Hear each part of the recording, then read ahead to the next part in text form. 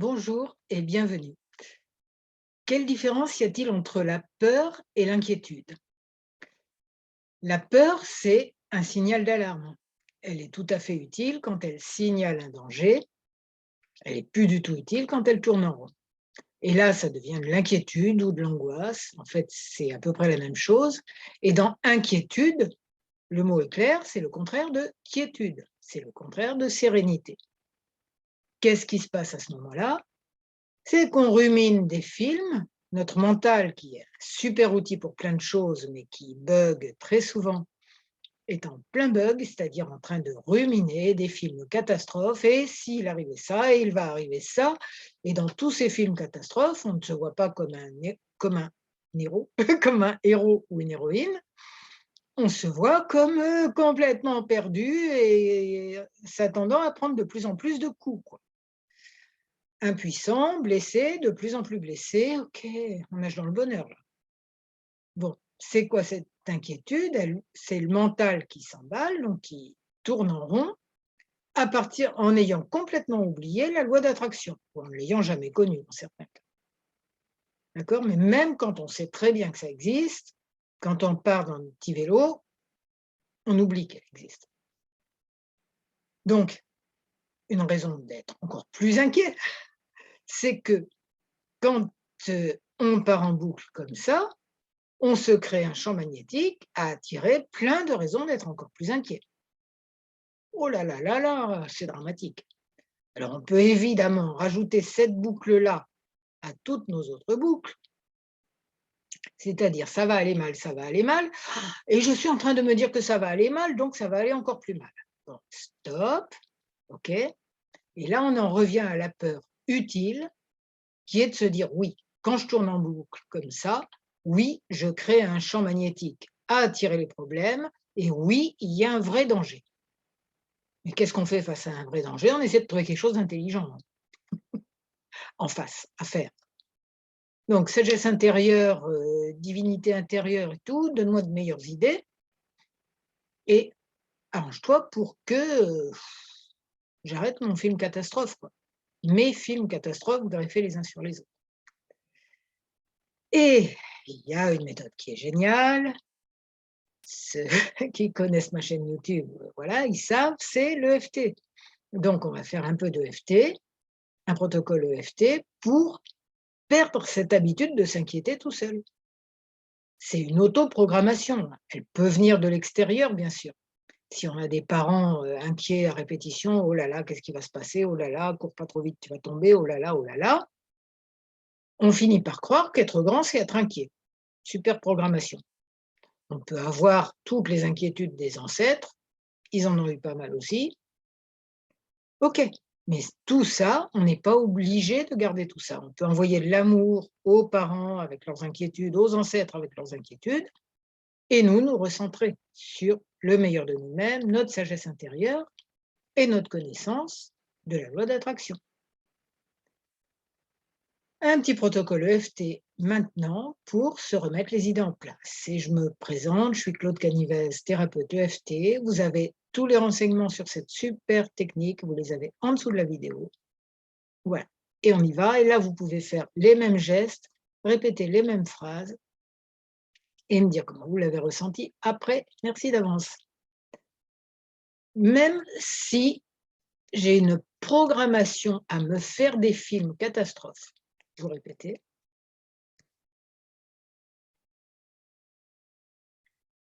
si j'ai pu me la programmer, je peux très certainement me la déprogrammer. Même si une partie de moi me tourne en boucle des films catastrophes sur mon avenir,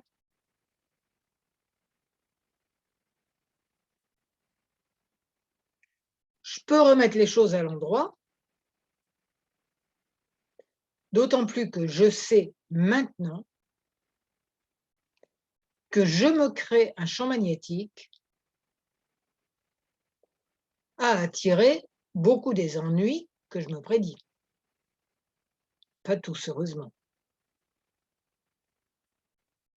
Sommet de la tête: «Oui, mais j'y peux rien». J'y peux rien, ça se fait tout seul. C'est plus fort que moi. Et qu'est-ce que je vais devenir si je suis comme ça? J'ai peur de mes films catastrophes. Surtout que je sais qu'en plus, ils risquent de me les attirer. Et puis, qu'est-ce que va être mon avenir? Ça va être horrible, c'est sûr. Là, je tapote sous les bras, ensuite ça sera sous les seins. Ça va être horrible.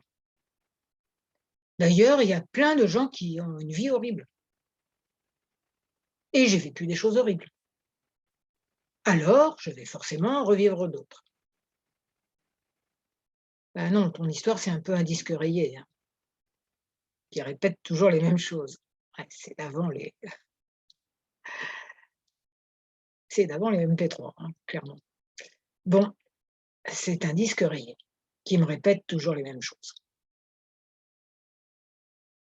Mais je peux changer de disque. J'ai une conscience et une sagesse intérieure. Et elles sont plus fortes que mes discours, radoteurs. On met sur pause une seconde. Et si ça ne se passait pas comme j'imagine? Et si il y avait des miracles, dans le bon sens? Et tous les événements qui arrivent brusquement, ils sont toujours mauvais, non? Un miracle, c'est un événement inattendu qui arrive brusquement et qui fait du bien.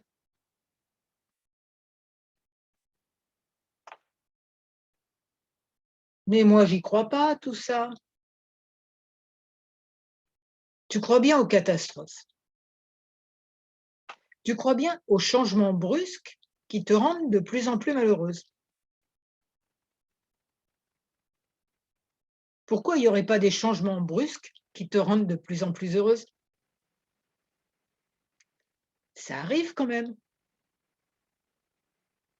Tu rencontres quelqu'un et c'est super, au niveau amour ou amitié, hein. Tu trouves un métier qui est super.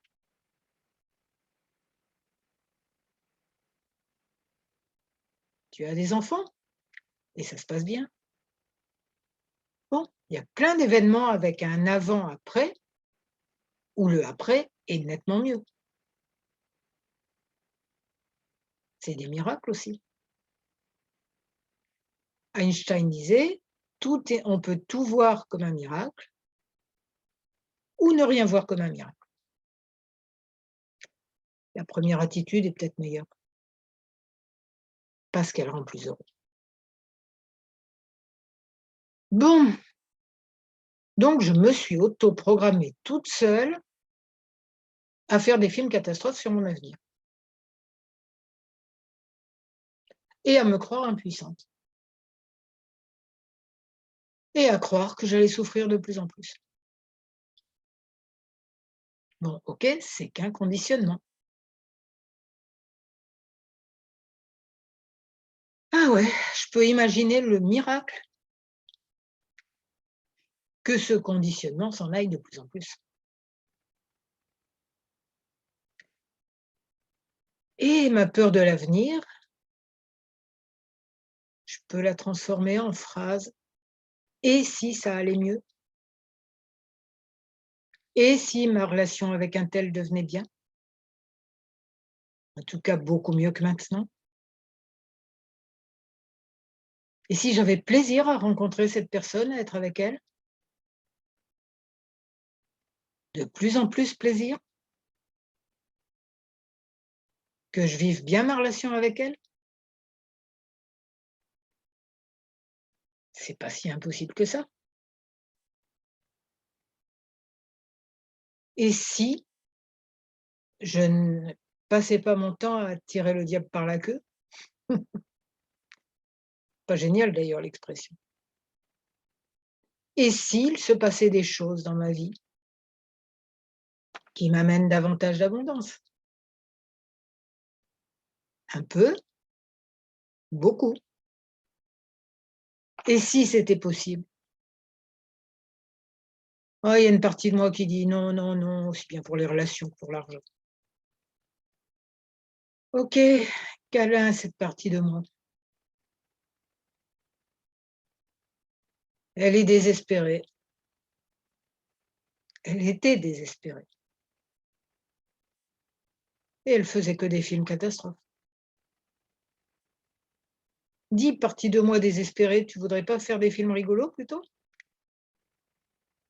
Ou des films qui finissent bien? Mmh, elle dit: «J'ai pas l'habitude». Tu tu changes un peu de façon de faire, comme un caméraman, comme un metteur en scène. J'en ai marre du festival d'Avoriaz, des films d'horreur et des films catastrophes. Je vais faire des films qui finissent bien et des films sympas où on rigole, où on est bien. Des films qui font monter l'énergie des gens et la mienne. Ça pourrait être une bonne idée quand même. C'est qu'une histoire de synapse. Bon, il y a des blocages à enlever, d'accord, mais d'autres habitudes à créer. Aimer les parties de moi qui sont habituées aux films catastrophes. Elles ont besoin d'amour, sinon elles continueront à faire leurs films catastrophes. Elles ont besoin d'amour, ces parties de moi. Pas besoin que je leur dise de se taire. Mais quand elles auront suffisamment d'amour, suffisamment d'empathie, elles auront envie de faire des films sympas à la place. Et tout cela sera pour mon plus grand bien et pour le plus grand bien de tous les êtres. Et ouais, le cerveau, ça se déprogramme, ça se reprogramme et notre sagesse intérieure ne demande qu'à le reprogrammer vers la joie de vivre. C'est réellement possible, vraiment. Donc voilà, je vous souhaite le bonheur, la joie de vivre et tout et tout.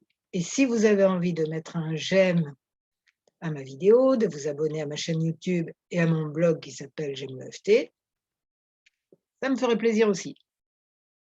Je vous remercie et à bientôt.